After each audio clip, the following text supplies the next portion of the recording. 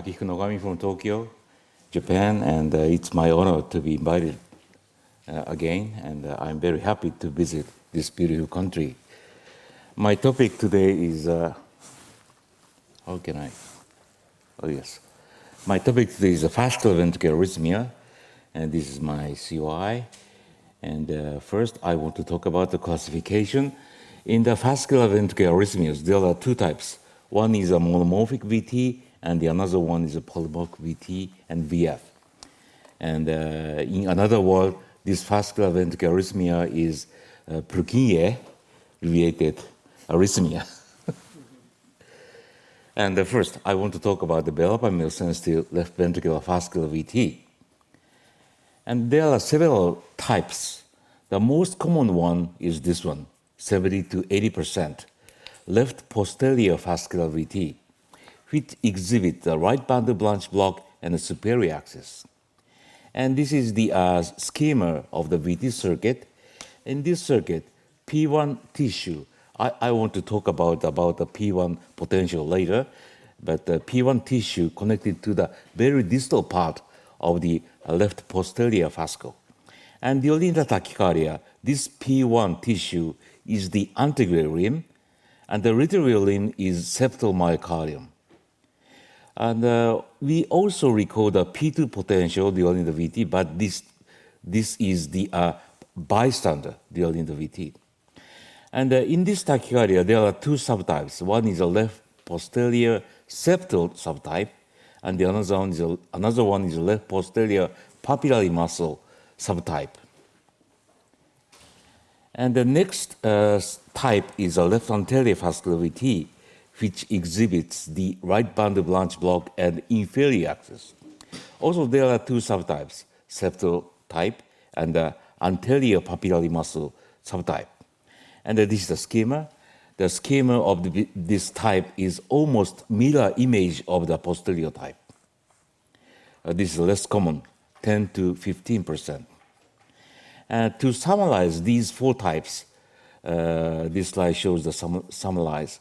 And number one is a posterior septal fascicular VT here. Number two is a posterior papillary muscle subtype. Number three is a left anterior septal type. Number four is anterior papillary muscle fascicular VT. And these are typical QRS configuration of these four types. And number five is the upper septal fascicular VT. This is a very unique type of the fascicular VT. This is the example. During tachycardia, QRS was quite narrow, and it's almost same as those during sinus rhythm. And the circuit is retrograde limb is a P1, and the anterior limbs are left anterior fascicle and left posterior fascicle. And both these left anterior and posterior fascicle activates simultaneously during the VT.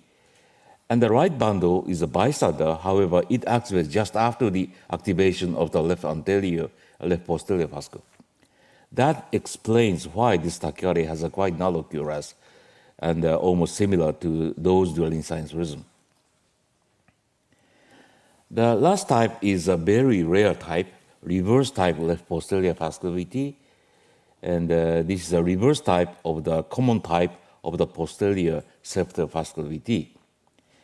And at the time of the successful ablation of the left posterior fascicular VT, this type also suppressed immediately after the successful ablation of the common type. How to induce? The most interesting characteristics of this tachycardia in induction is the induction with atrial pacing. Let me show the example. In this case, ventricular tachycardia could not be induced by the ventricular stimulation. However, after the injection of the atropine, we gave the overdrive pacing at the cycle length of 280 from the atrium, and then the VT was induced. So atrial pacing is very useful. How to diagnose? Verapamil sensitivity is important. I will show you the example. the very small amount of the verapamil injection slow the cycle length, slow the rate, and terminated the tachycardia. Actually, the termination is not necessary. Even if the VT cycle length is prolonged, there is a verapamil sensitive. Also, that can be entrained from the ventricle, and this is an entrainment from the exit side. And during the entrainment, P1 potential also lyrically captured, and the VT continued. And if the P1 potential captured antidromically, there is no P1 potential here, the VT terminated. Please note that the QRS configuration during the orthodromic capture, antidromic capture, and the VT are the same because it is an entrainment from the exit side. Also, this tachycardia can be entrained from the atrium. This is an entrainment from the atrium, and you can see the constant fusion and the progressive fusion with a different cycle lengths. And this entrainment from the atrium is important to distinguish from the bundle branch reentrant VT. So this tachycardia has this kind of characteristics. Therefore, differentiation from the SVT is important. Let me show the example. This is the upper septal fascicular VT. QRS configuration is very close to the those during sinus rhythm. And when you see carefully, you can see the dissociated P waves here.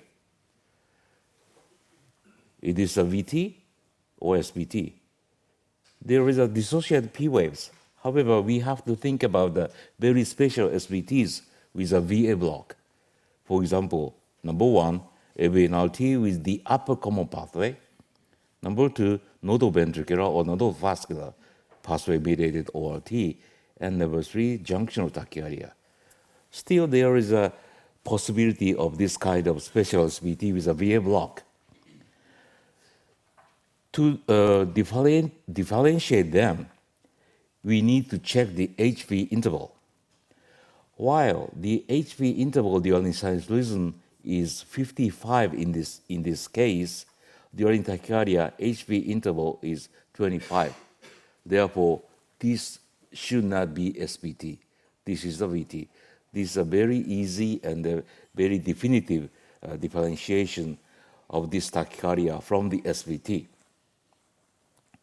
How to map? There are two approaches. Number one is a classical multipolar linear electrode catheter mapping. Number two is the modern high-density 3D mapping. I will talk about the classical one, and I love this method still. And when we put the multipolar electrode catheter on the left ventricular septum, as viewed in the slide, we could record the contiguous P1 potential like this. Also, we could record the bystander P2 potential like this.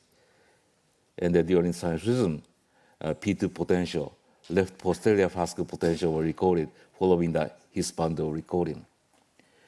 So I still love this kind of approach because it's quite easy and that it's good time efficiency, and it's very easy to imagine the circuit just using the single multipolar electrical catheter.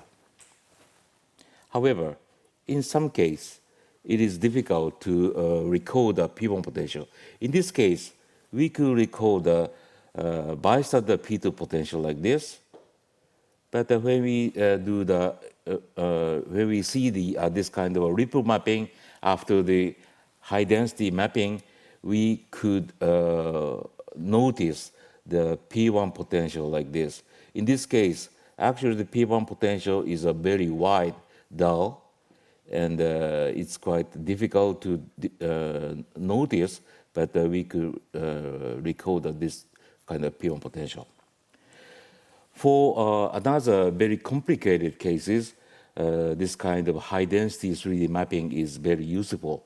This is a very special case with two VTs. One is the anterior papillary muscle VT, vascular VT, and its reverse type. In this case, there is a fourth tendon connecting to the mitral valve annulus and the anterior papillary muscle. And during this tachycardia, you can see the antegrade conduction and the exit. And during the reverse type, we could record the reverse conduction from the apex to the base. So in this kind of the complicated case, 3D mapping is very useful. How to ablate? If we could record the P1 potential, any P1 potential can be a target. For example, in this case, after the RF energy application on, interval between the P1 and the QRS onset gradually prolonged and the VT terminated with a block between the P1 and the QRS. However, in fact, P1 potential can be recorded in about 60%. In 20% of the cases, P1 potential cannot be recorded. And in another 20% of the case, VT was not inducible. In this kind of case, such a cases, anatomical linear ablation is useful. This approach is a linear lesion can be created at the distal 1/3 point between the exit and the his, and this linear lesion is perpendicular to the estimated P1 tissue. And after this, the VT was suppressed. This is a good method when the VT was not inducible, or even if the VT was inducible, if there is no P1 potential, this kind of anatomical approach can be done. However, it should be noted that the anatomical approach should only be performed when the diagnosis of the verapamil-sensitive vascular reentrant VT is correct.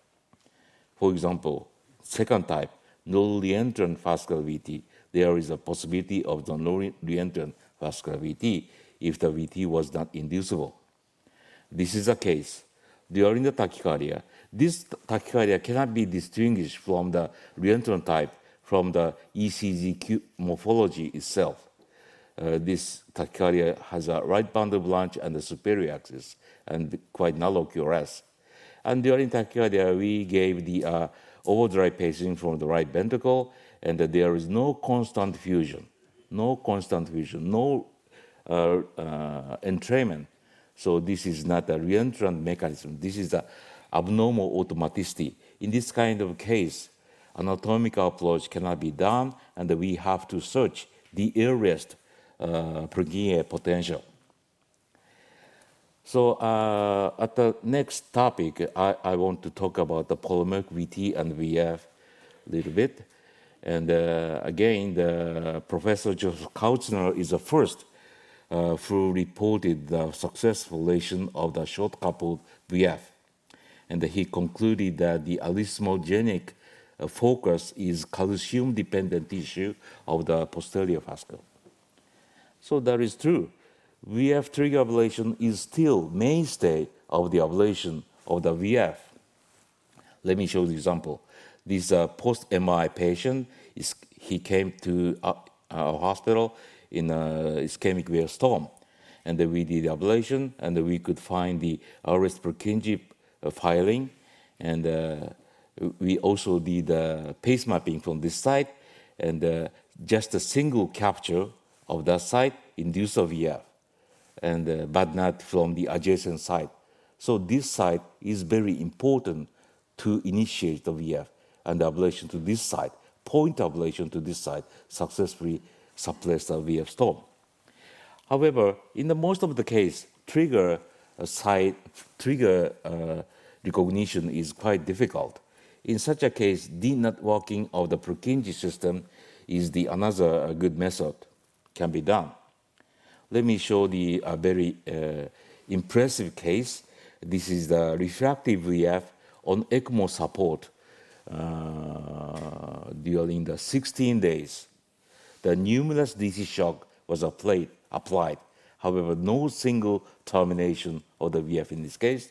We did a mapping during the VF, And we could record a relatively regular Purkinje activation on the apical septum, number one side. And after the ablation, and we did a several application to this site, and after the RF number 4, these Purkinje activation disappeared. And after the few seconds after the RF number 4, this refractive VF terminated spontaneously. Here, this is a VF, and here, this is a sinus rhythm. So in some case, this kind of approach can be done. The VF suppression in this case was done not by the trigger ablation, but the Purkinje denetworking. Recently, the German group reported the Purkinje system didn't working for VF. They created a two linear lesion between the left anterior septum, left anterior fascicle, left posterior fascicle. So in some case, this kind of approach can be done. And thank you very much for attention.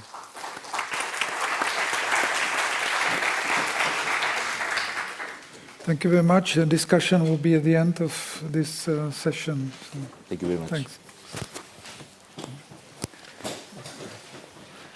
The next presentation will be given by Professor Josef Kotzner, and he's going to be talking about something that all of us want to avoid, which is complications with catheter ablation. And it was a great pleasure to watch the lab at work and at IChem. It's looking forward to. Yeah, so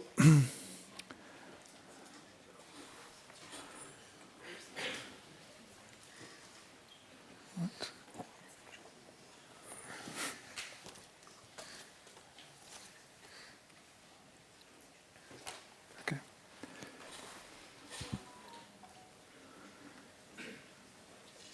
So, ladies and gentlemen, I will talk a little bit about complications.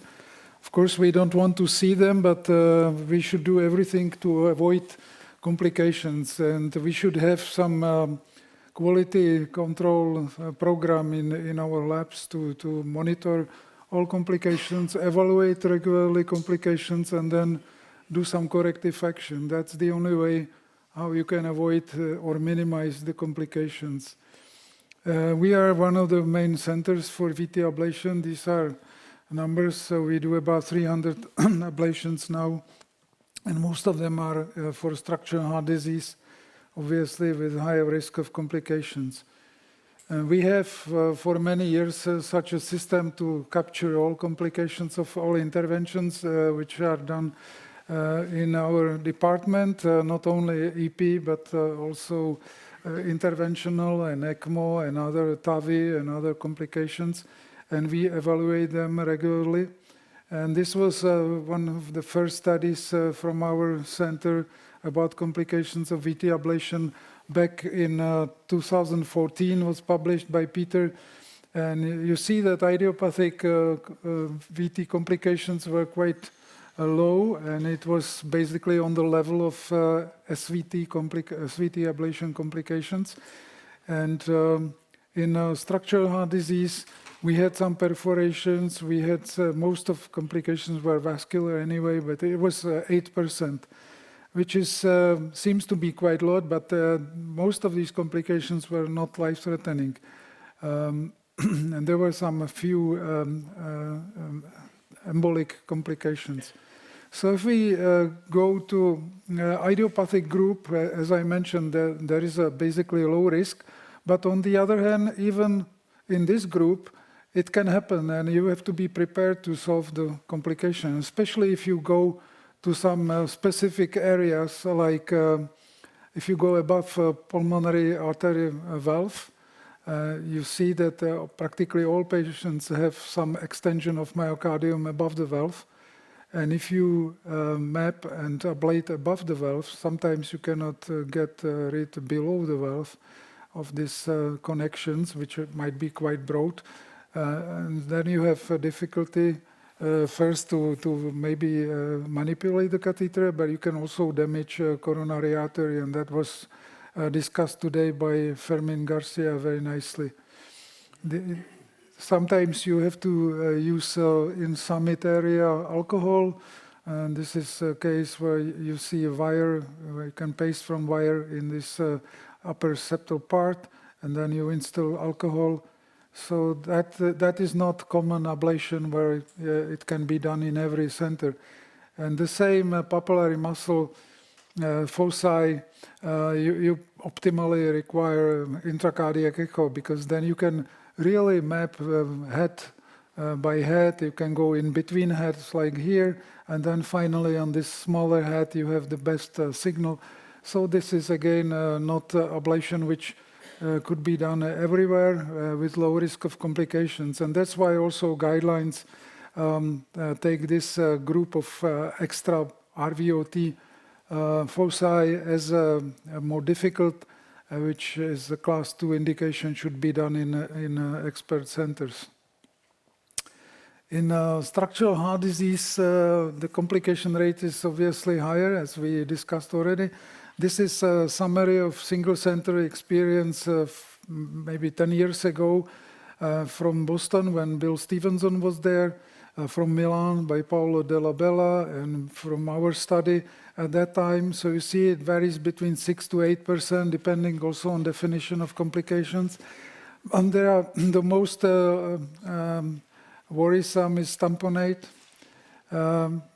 which varies again depending on population, and then some cerebrovascular accidents. And there might be some procedure-related mortality or in-hospital mortality. We did not have procedure-related mortality, but 30-day mortality was 2.7, because some of these patients are done in electrical storm, and they may die because of multi-organ failure, especially if you send these patients very late for ablation.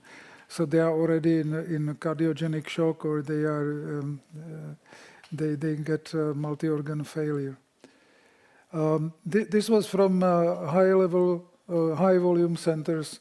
If you go to all comers, let's say in this business, it's like you can go to U.S. patient care database where you have all hospitals which perform ablation. The complication rate will go higher, and of course also mortality might be relatively high. This study shows that there is no decrease in complications over time.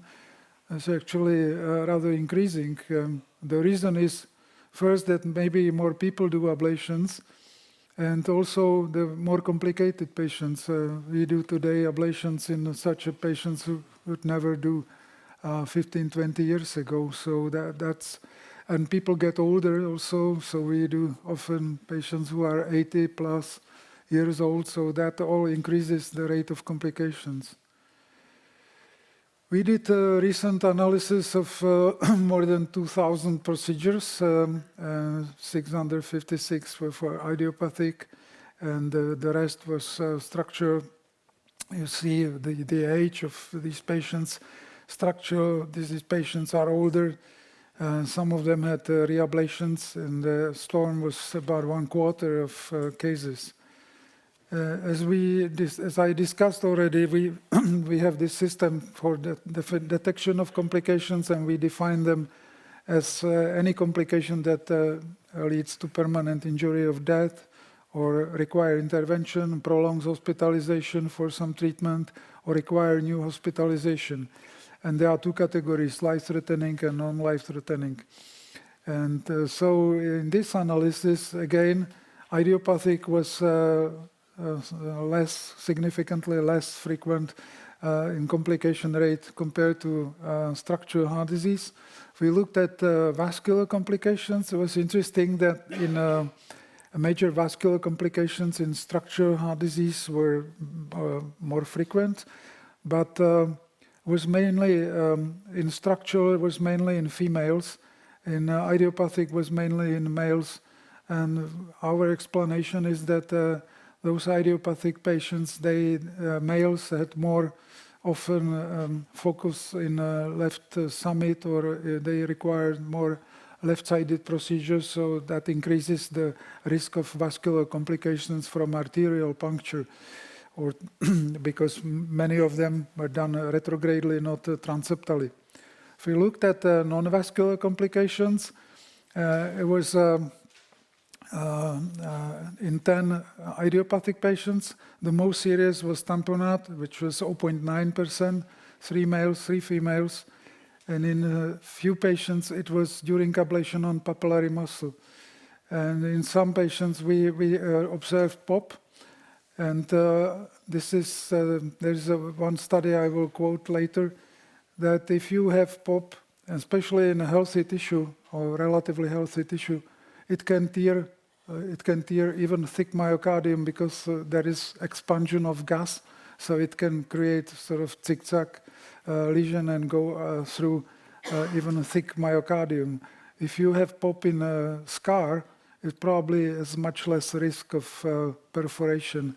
In structural heart disease, we had this tamponade also in approximately 1% of cases, and the hemodynamic deterioration was in less than 1% of cases. And again, we had one study published that showed that pain SD score in our population has no role.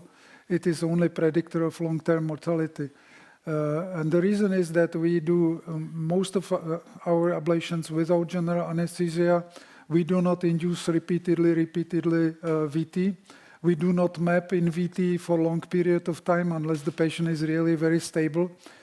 And we do mainly substrate-based modification. So there are all these reasons decrease the risk of hemodynamic deterioration. We believe that use of intracardiac echo, as discussed today earlier, can decrease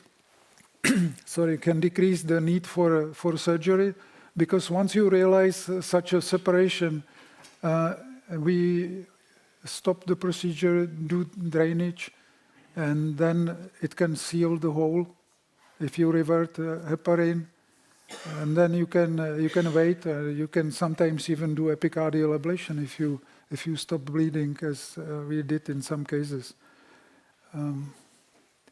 So POP may perforate. I can show you POP if you don't know how it looks like. So it is blast, and it can tear. And I saw it in live in a few cases that you can really go through, even on atrial level, even in such a thick myocardium like ridge between appendage and veins. You have POP. You can have immediately after hemopericardium. This study from Bill Stevenson's group showed nicely that they had 6 out of 11 perforations were after POP, and many of them had just ablation on papillary muscle. So POP is not only acoustical phenomenon. Pulse field may change practice and may change, we already see that it changes practice, but may change also complications. And we published this paper with use of pulse field with a smart touch catheter, and we had no significant complications despite the fact that we ablated in great cardiac vein, and we did not see spasm. We saw AV block, but that was because when we were ablating on lateral wall, the current was leaking from proximal electrodes, which were exactly on the conduction system.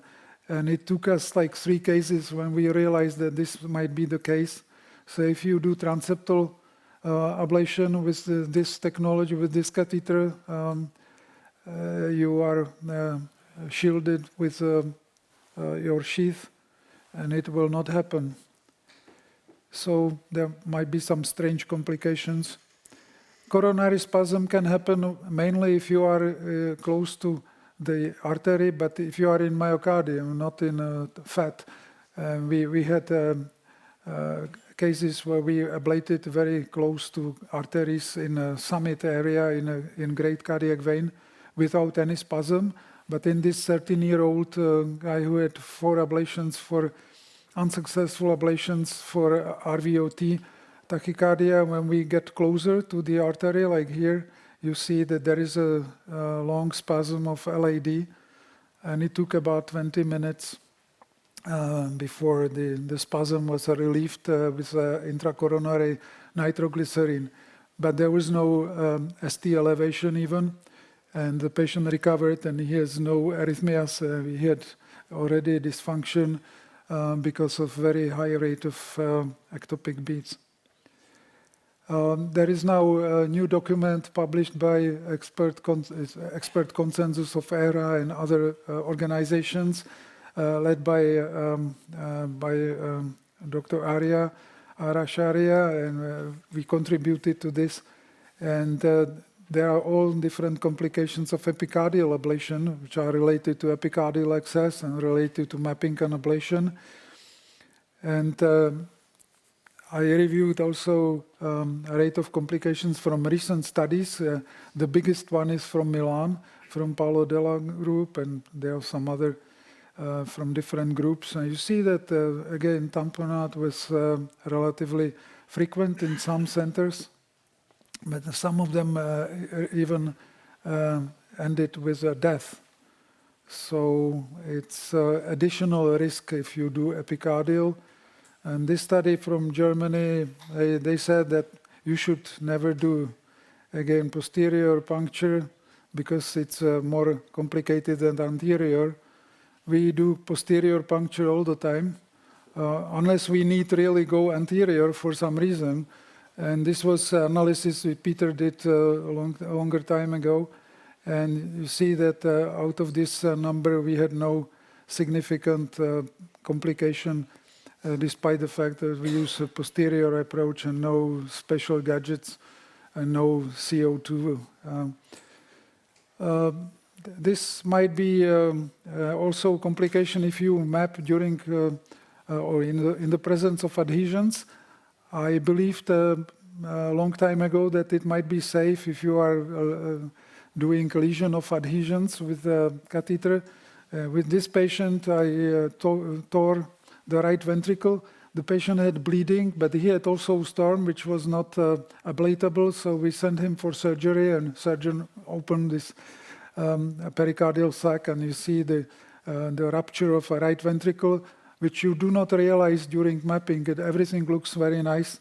So that's why we today do in such cases always either window, apical window, or we do even in surgical theater from thoracotomy mapping, and you can be quite successful. You don't need 3D mapping for that, but you can record very nice mid-diastolic potentials. You can do even entrainment, and you can ablate effectively with cryo, for instance. And also today you saw cases with Affera, but if you do epicardial mapping, you can see here that there is no space for this catheter, and it's scratching the surface. So that's why today when we do epicardial mapping, we always infuse saline to separate both layers of pericardium to enable mapping, which is then safe. And then for ablation, you take out this fluid and you can do effective ablation. Phrenic nerve injury used to be problem with RF, but today with pulse field, you can do even on phrenic nerve, or you can of course displace catheter with balloon if you need to do RF application. And finally, coronaries are sometimes close to ablation target. So if it's really very close, we can again go for surgery. But with pulse field, even with Affera or galvanize, we saw some spasms when we were ablating in proximity to coronaries. We always was relieved by isosorbide dinitrate or nitroglycerin intracoronary. And last complication of epicardial approach could be atrial fibrillation or inflammation in general. And there is a nice study from Katia Zeppenfeld's group that if you administer corticosteroids intrapericardially, you decrease the risk of complication like inflammation or atrial fibrillation post-procedure. So, ladies and gentlemen, I think it's important to follow and analyze your complication rate. You should all know about your complications because they might be different from different centers. You should analyze complications and you should try to avoid or minimize their occurrence. And if they happen, you should be able to treat them effectively. And pulse field may change the complication spectrum and rate.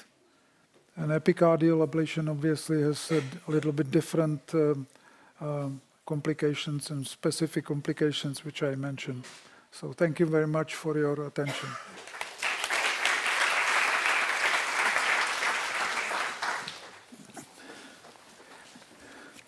So it's my pleasure to introduce my co-chair, and he will tell us about autonomic modulation to treat ventricular arrhythmias. It's still safer to project from the laptop. So again, thank you so much to Professor Kautzner, Nozzle, and Vivek Reddy for this invitation. Let me give you a very quick, brief overview of ventricular arrhythmia management, modulating the nervous system. So this cover illustration, this slide, comes from a famous, the Nobel laureate. This is from Cajal. And what he's painted over here, and we still cannot beat that with the technology we have 100 years later, with all the laser scanners. This is camera-elucidated drawings of a neuron from the superior cervical ganglion. It's pretty humbling when you see that. So these are my disclosures. And at the outset, I'd like to sort of point your attention to people who are interested in learning about this field. In 2016, 2015, we had a conference, proceedings at UCLA. We brought all the world experts on neural control of the heart. Dr. Jeff Ardell and I jointly edited that issue of J Physiology. Last month, actually in the month of March, an entire issue of the Journal of Physiology was just released as a 10-year update on what has happened to the field. And it's called Cardiac Neurobiology Concepts to Clinic. So this morning we talked about this and we saw these images, and that is nerves are very, very powerfully regulate everything the heart does. And what you see in the insert over there is these nerves that come from the higher centers, from the spinal cord, the two limbs of the nervous system. They come and synapse onto the myocardium, which is seen over here, and they come to the fat pads of the heart. And tomorrow, or day after tomorrow, you're going to be seeing a presentation on cardioneural ablation, and that is, that targets these fat pads on the heart. So higher centers and various levels of the nervous system control the heart. Let's try to sort of look at its importance. On January 17th at 4:31 in the morning, Los Angeles had a major earthquake. This was a pretty devastating earthquake because it resulted in significant damage, but surprisingly not significant loss of life from direct injury. However, patients did die, and when you look at the peak of deaths that was seen at 4:31 in that morning, which is shown on this slide, there's a very careful analysis that was done. What are the number of deaths the day before and the day after?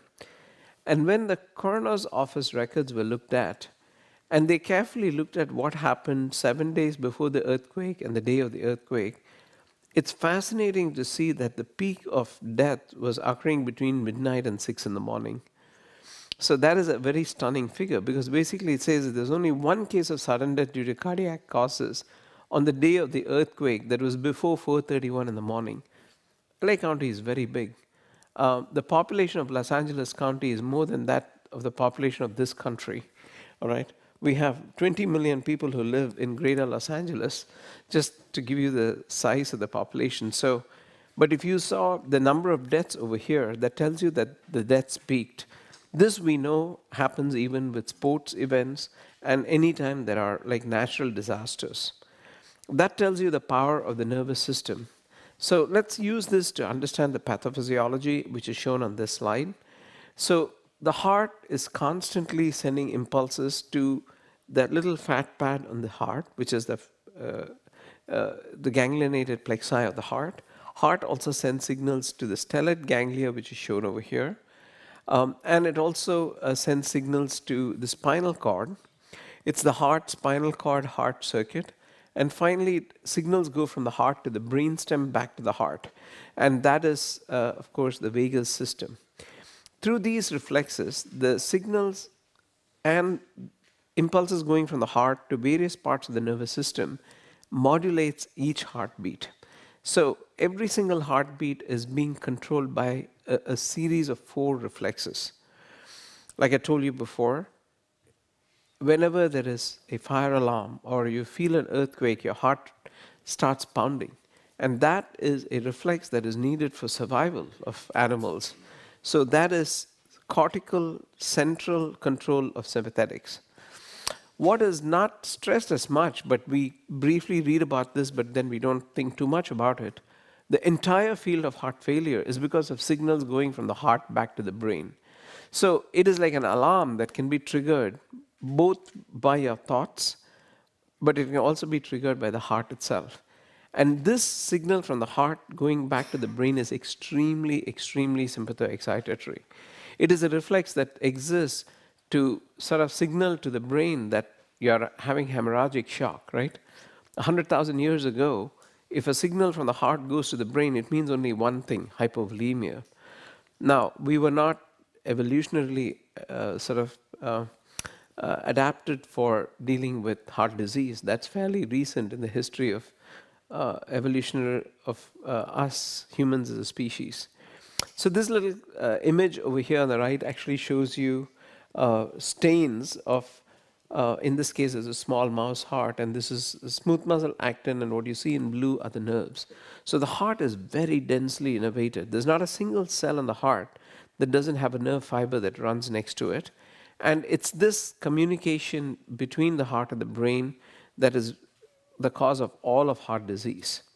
So what happens in heart disease is post-MI, signals from the heart go to the brain, and this causes neuroendocrine activation. So the renin-angiotensin system and all the downstream modulators that are activated is why drugs like angiotensin receptor blockers, ACE inhibitors, these drugs and beta blockers, these are drugs that have been shown to save lives. They are all dealing with the downstream effects of activation of the neuroendocrine system. And it turns out that if you look at heart disease, when you have a scar in the heart and you look at what happens to various parts of the nervous system, earlier today I showed you this image of a scar border zone. There are nerve sprouts. The signals going from the heart to various parts of the nervous system actually causes inflammation. So if you go look at the stellate, you'll actually see inflammation. So the nervous system responds to cardiac injury by inflammation within the nerves, which further makes things bad. So it's like a vicious cycle. As heart disease progresses, there is neural remodeling, tissue remodeling, which makes things much, much worse, to the extent there is runaway sympathoexcitation. Here is a study of patients who have come in for CRT device placement. My colleague, Dr. Ajijula, did this study, and when he measured neuropeptide Y levels, you can see this level of 130 picograms per milliliter. A blood test actually shows you that it picks out patients who are at very high risk for death. So the outcome of this is worse than many cancers. So look at this, almost 90% of the people are dead in 3 years. So that tells you the power of the sympathetic nervous system. And what really happens is there's not just runaway sympathoexcitation, but there's also a decrease in parasympathetic drive. A whole set of complex mechanisms Again, inflammation plays a role. So the net result of heart disease is increase in sympathetic drive and a decrease in parasympathetic drive. And therefore, neuromodulatory treatments, which is done by hacking various parts of the nervous system, all the way from the higher centers all the way to the heart, all these interventions are directed toward reducing the sympathetic drive or increasing the parasympathetic drive. So the commonest drugs that we use, of course, which are guideline based, are ACE inhibitors, beta blockers. So the question is, what could you do beyond pharmacology? What will be the non-pharmacologic approaches? So the non-pharmacologic approaches can be done by targeting various structures on the sympathetic side or the parasympathetic side: thoracic epidural anesthesia, stellate ganglion blockade, surgical removal of the stellates, spinal cord stimulation, renal denervation. All these things reduce sympathetic drive. You can also increase parasympathetic drive by tragus nerve stimulation and vagal nerve stimulation, and also things like baroreceptor stimulation. And these things also can be very protective. Now, in the real world, here is a patient who's had an MI, like what we were doing the cases earlier today. When there's a scar, if you can map and ablate a substrate, that is, of course, job one. You can get monomorphic VT, or sometimes you may get PVCs that drive VF. As you can see, they come from scar border zones. So epi, endo mapping, all the technologies we have, so that is job one.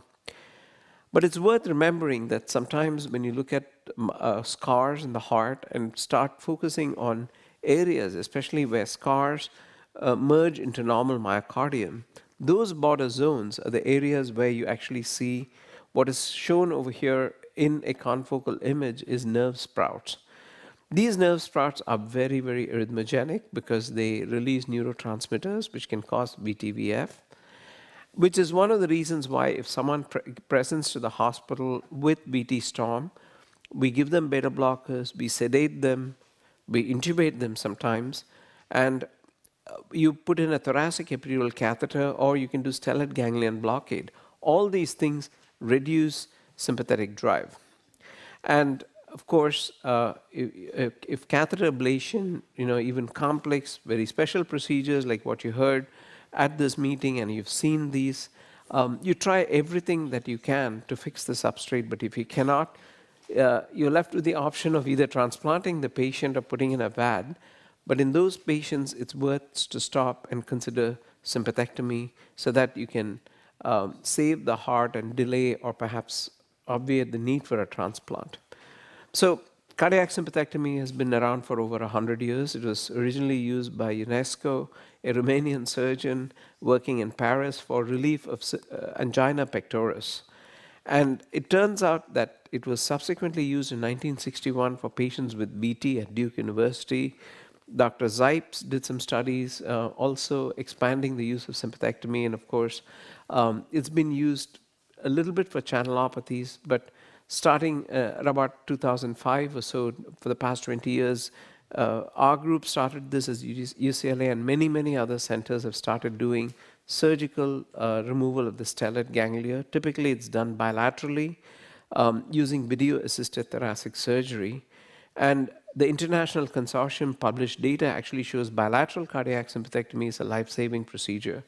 It can be done with a very low risk of side effects of complications, such as Horner syndrome.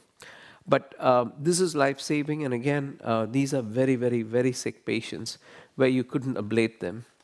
Lots of new data that's coming out with stellate. You can actually temporarily block it by using injectable lidocaine or bupivacaine. But the other approaches that are being used are things like magnetic stimulation, phototherapy, and also data that has come here from Prague, and that is using radio ablation. So you can actually do focused radio ablation of the stellates. The most recent data was published actually in a non-cardiology journal. I actually picked up that by literature search.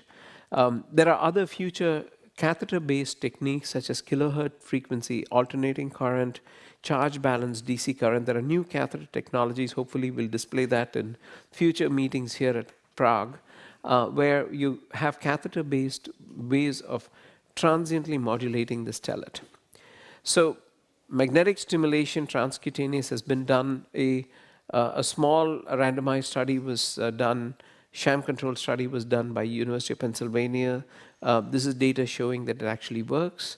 And I'll leave you with one final thought, and that is, this is data from 1977, long years ago, and almost 40 plus years ago. Here's a patient with ongoing VT undergoing carotid sinus massage. Look at that. Termination of VT with carotid sinus massage. So what does that tell you? So vagal nerve stimulation can terminate VT. This is in a human. Now there's a lot of resurgent work that we and other groups have done, and in infarct models and large animal studies. And vagal nerve stimulation tends to, these are repolarization maps in the heart, it tends to completely normalize and stabilize the electrical instability between infarct and non-infarcted regions. So I'll leave you with one last slide and final thought, and that is when we are now doing the type of science that's powering our research, and that is using very high density maps, intramural maps, and also direct measurements of neurotransmitters in the myocardium, where you can see over here, neuropeptide Y, norepinephrine. We can measure this in a beating heart. This can also be done in humans. So this technology is here. So not only will we be measuring EGMs, but we'll be measuring intramyocardially what is being released. So I think this is the future of where we are going with neuromodulatory devices. Closed loop neuromodulation is where we are working toward. So I'll stop here, of course, thank the sources of funding over here, which comes from NIH, the LeDuc Foundation, also the Endowed Chair from the Indian Institute of Science. And I'd like to also thank my collaborators, and again, thank the organizers of this wonderful meeting for this great opportunity. Thank you so much.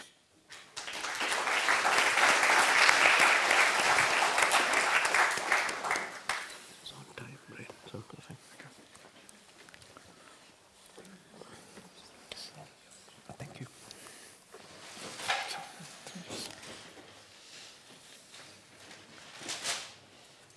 So we can do this, okay? The next presentation is going to be radiotherapy for VT, results of the STAR VT trial by, this is Jana, Dr. Haskova from Prague. Dr. Haskova, yeah, so thank you so much. Thank you.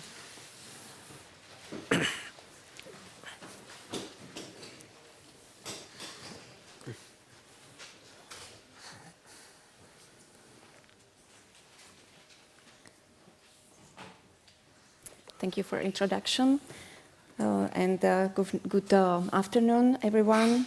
Sorry, a lot yeah, of it's okay. Thank challenges. you so much. Okay, again, good afternoon, everyone. On behalf of my colleagues and co-authors, I would like to. Oh, my presentation disappeared. Okay, I'm going to talk about radiotherapy as a treatment modality for a patient with structural heart disease and ventricular tachycardias. And I would like to present our Czech experiences with this modality. And in the second part of my presentation, if I will have it, I will continue with introduction of results from our randomized trial named STAR-VT, which compared radiotherapy in a patient with ventricular tachycardia in the structural heart disease. In the Czech Republic, the first ever published case about radiotherapy used in older lady with the ventricular tachycardia and previous failed catheter ablation. Thank you.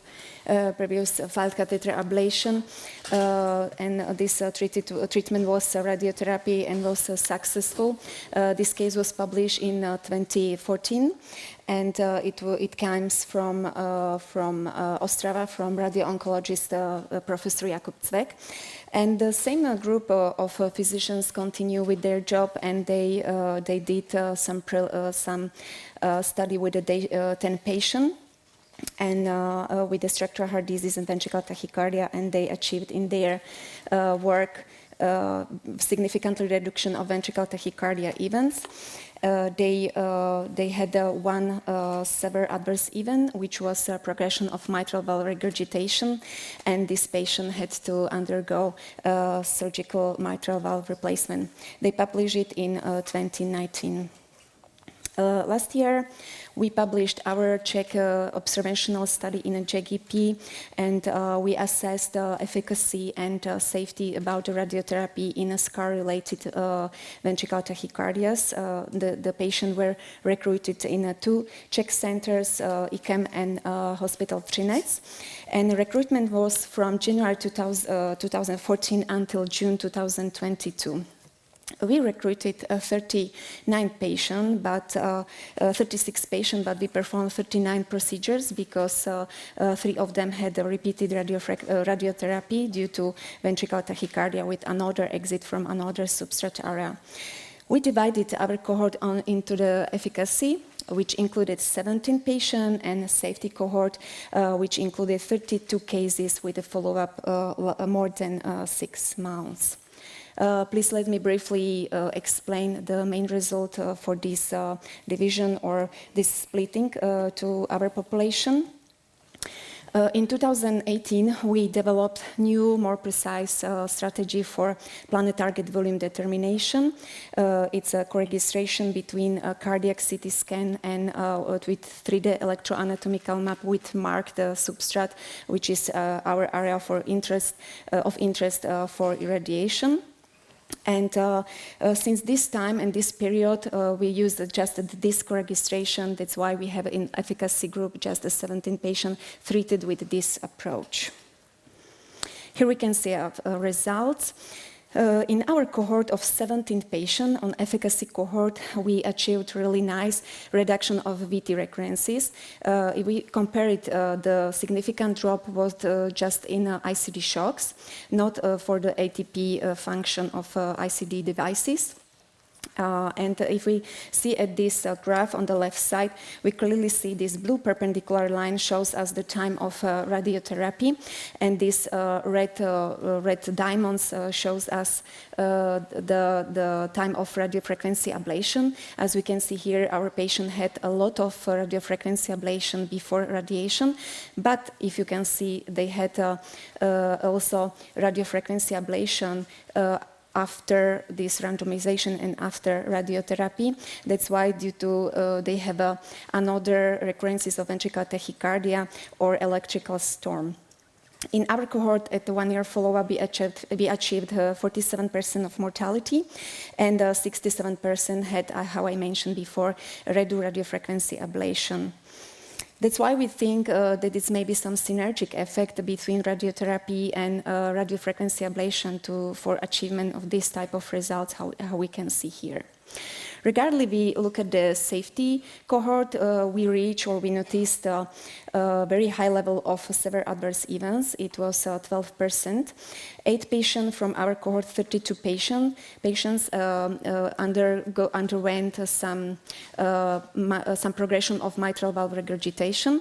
3 of them had mitral valve replacement. And we had one deadly complication. It was esophageal pericardial fistula, 6 months after radiation, and we published this case report in 2022. Let me briefly talk about still discussed mechanisms of action of radiotherapy. This is really still unknown. We have a lot of animal study. The very first initial idea was on rabbits with artificial induced myocardial infarction and with radiation with a low dose, 15 grays. They created upregulation of connexin 43, and this increase of this expression improved impulse conduction and decreased repolarization, heterogeneity, and vulnerability of ventricles to ventricular arrhythmias. Another animal study showed us that is clearly is here apoptosis followed by fibrosis in these pigs which were irradiated. Other groups documented different ultrastructural changes without apoptosis or necrosis with a higher dose of radiation, but they documented a slowing of conduction through the ventricles. Okay, Here is maybe a bit controversial data from San Luis group, which claim us that the effect is caused mainly by tissue reprogramming, and this tissue reprogramming can improve conduction through the ventricles. The group from ENCORE VT suggesting us that is a shortening of QRS complexes after in their group after radiation. But it's important maybe say that in this group the patient after radiation stopped very soon with the anti-drugs medication. That maybe can explain this observation. Based on our clinical observation, we support the theory that here is fibrosis as a mechanism of radiotherapy. We publish 3 post-mortem histological analyses, and we clearly documented that it starts as apoptosis and followed is by fibrosis. Our experiences with remapping, we showed that after remapping, after radiation in our cohort of patients, we achieved prolongation of VT cycle length in a case of identical morphology of VT before and after radiation. As we can see here, each of them had a prolongation of cycle length. And during remapping, we clearly saw that even it is bipolar or unipolar setting of 3D electron anatomical map, we reached really larger and more dense scar area after radiation. Okay, let's go to the randomized trial STAR-VT. We recruited the patient again in 2 centers, Nemocnice Třinec and IKEM, and recruitment was from June 2020 to June 2024. Randomization was in 2 arms, as an active arm radiotherapy, as a control arm radioablation. Fashion of this randomization 1:1. We use as a platform for radiation CyberKnife system with a single dose of 25 grays. In this cohort, we use the just planet target volume, this new system, new approach, how I described before. Repeated radiofrequency ablation in this cohort was performed according to the corresponding guidelines, and our study endpoints were recurrences of sustained ventricular tachycardia and repeated ablation for ventricular tachycardia. Here on this table, we can see some basal characteristic of our patient and some demographic data. It was no different in these 2 groups. We enrolled 22 patients, 11 in each arms. Predominantly, they were males with non-ischemic cardiomyopathy, with depressed ejection fraction of the ventricle, and they had almost 3 or average 3 radiofrequency ablation procedure before randomization. And here we can see results. Our enrollment was really slow. During 4 years, we enrolled just around 3% of patients which were indicated into the VT ablation or VT treatment. Our follow-up reached 18 plus minus 12 months. We had no complication during radiotherapy. We had 8 crossover from radiotherapy to radiofrequency arm and 2 opposite crossover. Another 2 patients in the radiofrequency ablation arm couldn't be crossed over due to incessant ventricular tachycardia with hemodynamic deterioration, and this patient underwent another emergent radiofrequency ablation. On these Kaplan-Meier curves, we can see results. The patient with the radiotherapy arms had no significantly higher risk of recurrences of ventricular tachycardia compared with the radiofrequency ablation arm, but the patient after radiotherapy had significantly higher risk of repeated radiofrequency ablation after this procedure because of incessant ventricular tachycardia or arrhythmic storm. Here we can see the patient's outcomes. Already we have a 50% mortality. It's mainly due to advanced heart failure in these patients, and 3 patients underwent heart transplant and 3 patients underwent implantation of LVAD. We had no significant adverse events in this group. Ladies and gentlemen, let me conclude. In this highly selected cohort of patients with structural heart disease-related ventricular tachycardia, despite several previous radiofrequency ablation procedures, recurrences of ventricular tachycardia were frequent in both cohorts. However, the risk of repeated radiofrequency ablation was higher in a patient after radiotherapy procedure. Prognosis of this patient was and still is severe. The randomized study doesn't support the idea that STAR should be as a first line of therapy of this type of patient. And before end, I would like to say really that we believe in fibrosis as a mechanism of action after radiation. Thank you for your attention and question.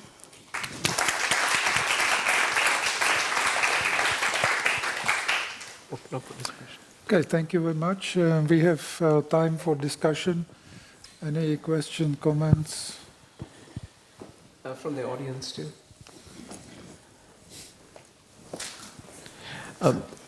Maybe I'll ask Dr. Haskova a quick question.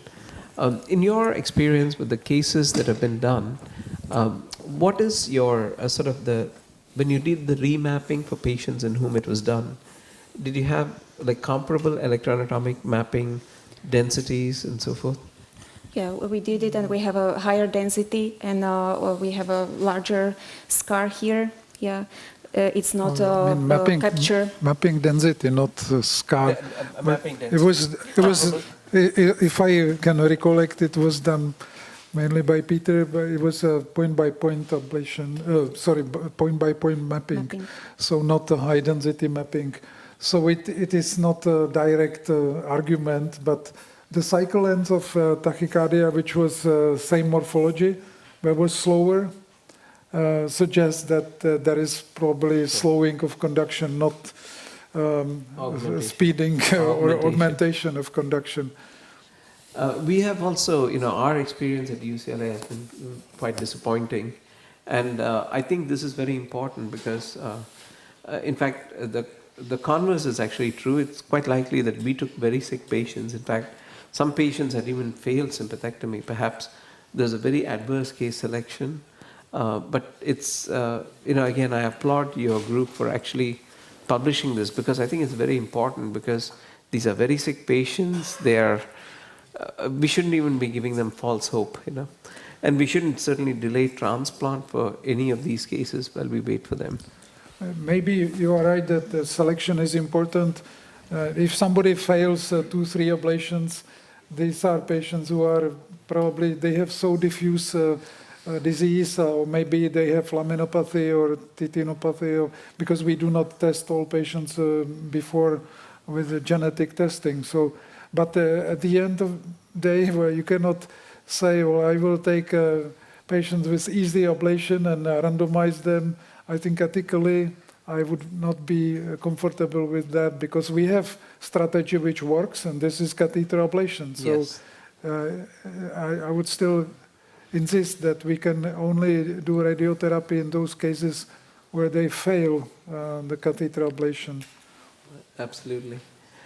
There's a question from the audience, please. Thanks for a great presentation. Just wanted to ask a couple of questions to clarify. Well, one is, what was your target? Did you have a, what is your volume that you targeted? Is it the whole scar, or is it the exit, or what? No, whole scar. Yeah, we whole still, scar. Of course, for exit as a first, but we did homogenization of our scar. Yeah, and it's our approach in each case, if it's right. possible, of course.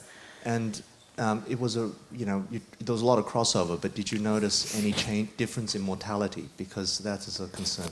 Yeah, it's a crossover due to ventricular tachycardia in Cezanne. It was impossible to wait, in Cezanne or electrical storm after radiation. Yeah. Yeah, but the difference in mortality. No, between it's groups? No. It's 11 patient was died. Sorry, it's here. At least 5 and 6 in both cohorts. It's very similar.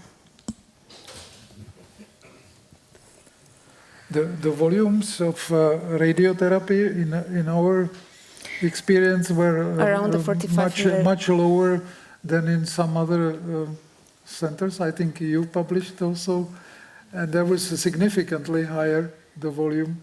So we try to irradiate the critical part. We believed critical part of the scar, not completely the whole scar, but the critical part.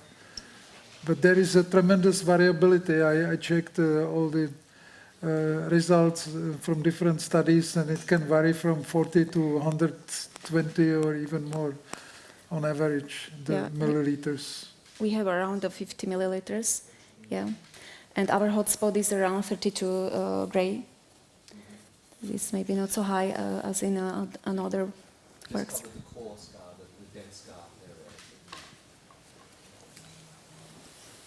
I think this is going to have a lot of implications because, like for instance, proton beam therapy is also being advocated.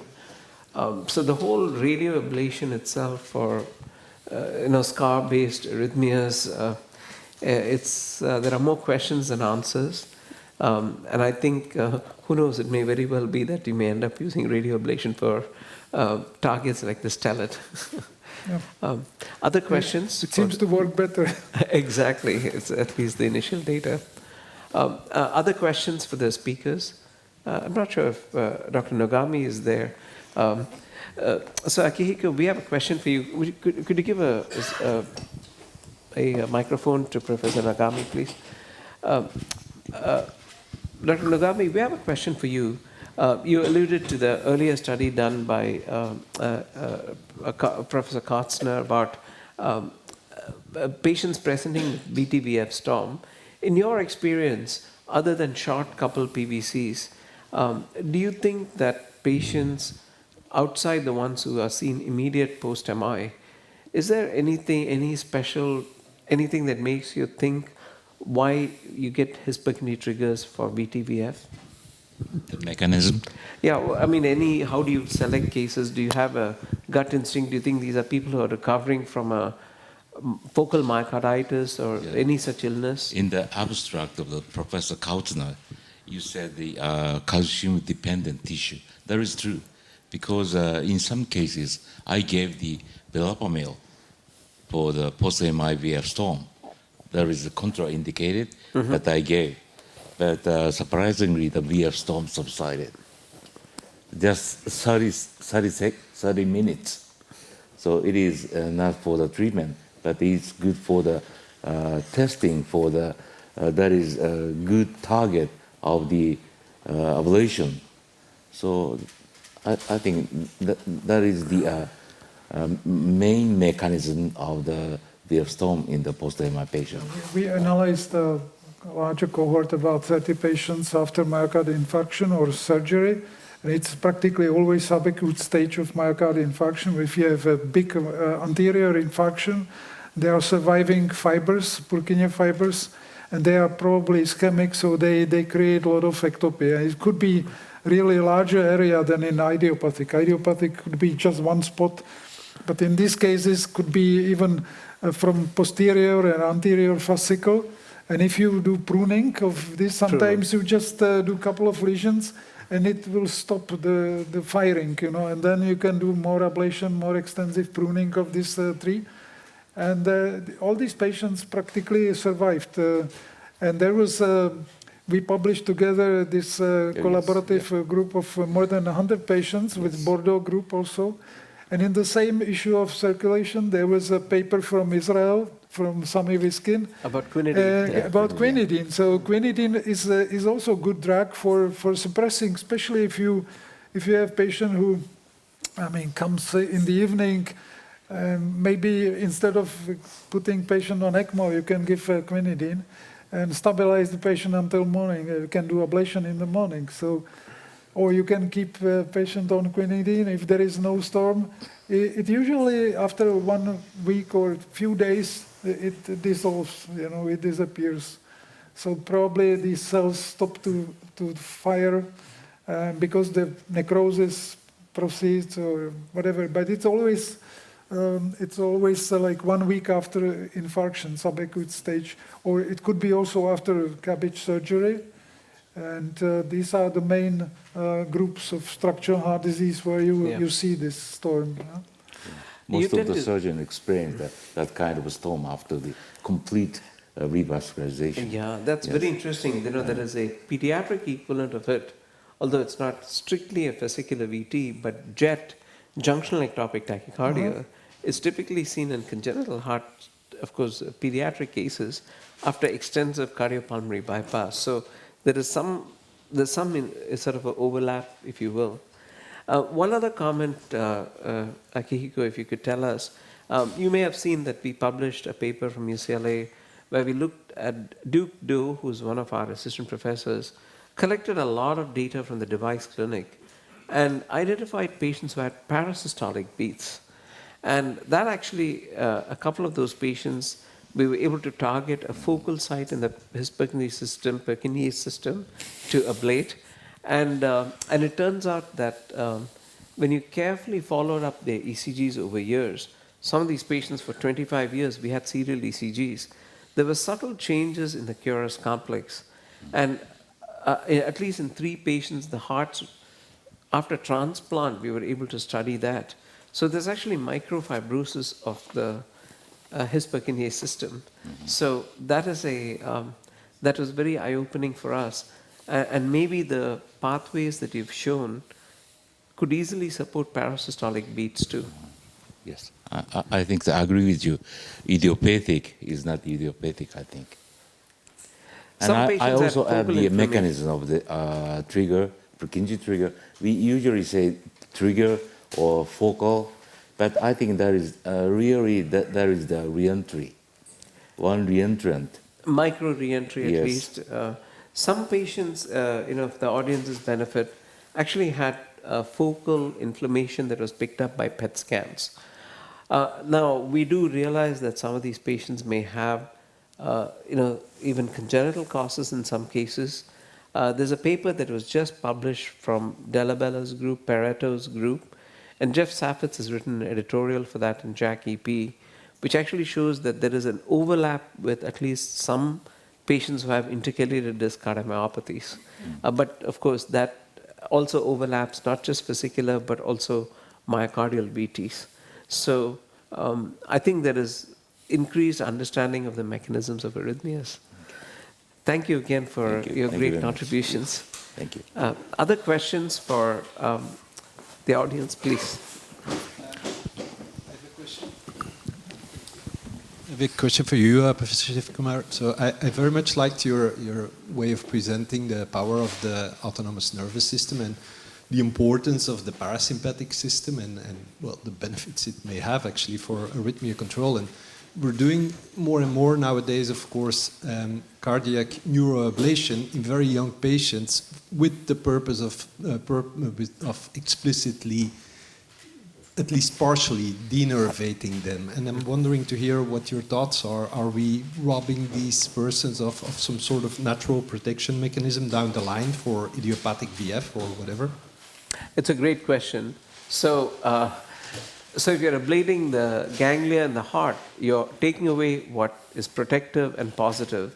So it turns out that thankfully you cannot ablate too much of it. I think the cardioneural ablation, the way it's done is, it's a small specific region, as you saw even the case that was presented from Prague this morning when you saw about their previous results. Those ablations are very focal. Now, if you started doing ablations at the level of what the AFACT study did, which is surgical ablation, there the complications were much higher. And we also know that if you very extensively damage the intrinsic neurons of the heart, there is a transient risk of ventricular proarrhythmia. This has been well reported. And there's also experimental, large animal study where this was done at UCLA by Dr. Ajijola's group, where surgical, like intraprocedurally, the ganglionated plexi were ablated in a porcine model, and there's a higher risk of ischemia-induced arrhythmias. So there is a transient risk of ventricular proarrhythmia if you damage the neurons of the heart.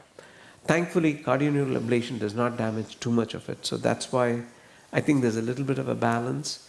And you also have an endpoint with the extracranial vagal stimulation with Passion and the way you're doing it at Prague. So I think there is a tiny bit of risk, but I think the amount of ablation we do is actually very little. And we also now know that one of the unfortunate problems with that procedure is several years later, some patients actually have recurrence of arrhythmia, but the latest series that was presented at Heart Rhythm Society with a simultaneous publication in JACC EP. This is raw tongue put together, the entire data set from the US, cumulative experience from all the United States centers, which actually is reassuring. So that risk of the signal of proarrhythmia was not picked up. So, which is why, again, the worldwide experience and coming to a meeting like this is very, very useful for us. I mean, again. after neuroablation, Yes. there was no signal of proarrhythmia. There was no signal for proarrhythmia. They didn't have too many complications, though. How long follow-up? So they had follow-up. The median was little over, again, not super high, but 23 months. So they are continuing to follow these patients too. Our own scientific suspicion is that the risk of proarrhythmias in the acute phase, which I would say roughly it would be in the 4 to 6 week range is what we suspect. But time will tell. My argument is that you do a lot of, or we did a lot of AFib ablations with thermal energies. And during these ablations, you do a lot of denervation, and there is no signal of proarrhythmia after all these ablations. So maybe it's true that it's safe. But Yeah. And the follow-up is already longer after AFib. Yeah, ablation. true, and you make a good point, which is these are young people. One of the theories, by the way, for why even the slow pathway ablation works way back is because you're probably ablating the inferior ganglionated plexus. And as we are old enough to remember this, for the young people in the audience, you may not know this. One of the endpoints for slow pathway modification way back when slow pathway AVNRT ablations was done was to look at the sinus cycle length. And if the sinus cycle length accelerated, that was taken as an endpoint for RF modulation of the slow pathway. So AVNRT ablation endpoint for catheter ablation was a reduction in sinus cycle length. So which is in 2025 for cardioneural ablation, that would be an endpoint for fat pad ablation. Other questions? If not, we are looking at the time. We may finish. I think we can close this session. Exactly on time. It was a long day, and I hope that you've seen some interesting cases and you listened to interesting lectures. And have a nice evening, and we can reconvene tomorrow morning at 8 o'clock. We have again busy agenda tomorrow all day because we have different strategies of AFib ablation with pulse field, and that would be different technologies also. So it will be very interesting for everybody, I think. So have a nice evening.